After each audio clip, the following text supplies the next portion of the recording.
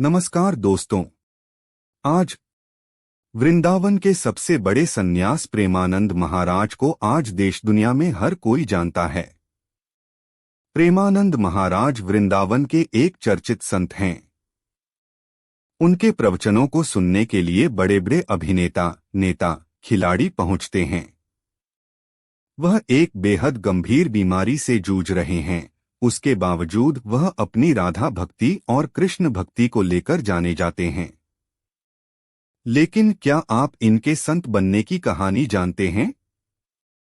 बीते शुक्रवार को वृंदावन के प्रसिद्ध संत प्रेमानंद महाराज की अचानक उनकी तबीयत बिगड़ गई थी और उन्हें अस्पताल में भर्ती कराया गया था।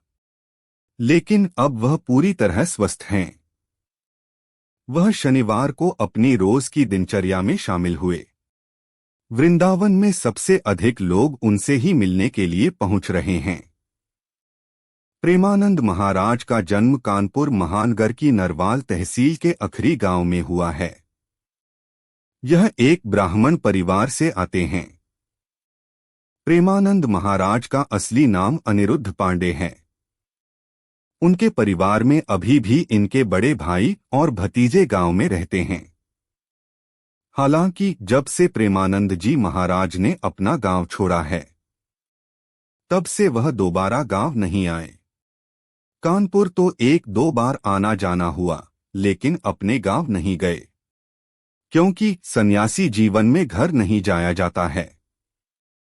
प्रेमानंद महाराज ने 13 वर्ष की आयु में ही अपना घर त्याग दिया था। एक बार वह बिठूर गए हुए थे। इस दौरान उनके मन में विचार आया कि अब वह संत और सन्यास का जीवन व्यतीत करेंगे।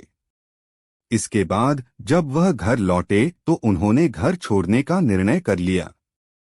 इसके बाद वह अचानक घर छोड़कर निकल गए और फिर बनारस जाकर सन्यास जीवन जीते हुए गंगा किनारे रहने लगे।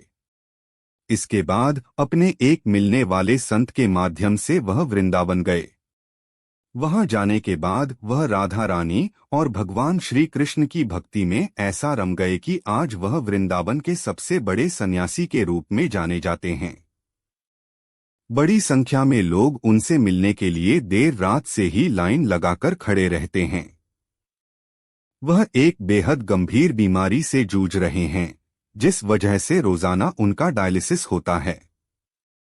प्रेमानंद महाराज को अपनी बीमारी के बारे में जानकारी की बात की जाए तो यह लगभग सन 2000 की बात है, जब उन्हें कई परेशानी हो रही थी। तब वह दिखाने के लिए भी कानपुर आए थे। कानपुर के एक प्राइवेट अस्पताल में ही उनकी बीमारी को डायग्नोज किया गया था। उसके बाद से लगातार उनका इलाज चल रहा है।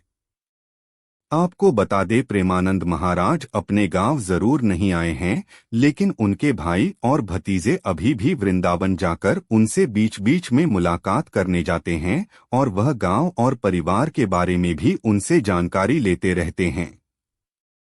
दोस्तों, अगर जानकारी आपको अच्छी लगी हो तो आप हमारे चैनल को सब्सक्राइब करें, कमेंट, शेयर और लाइक करें।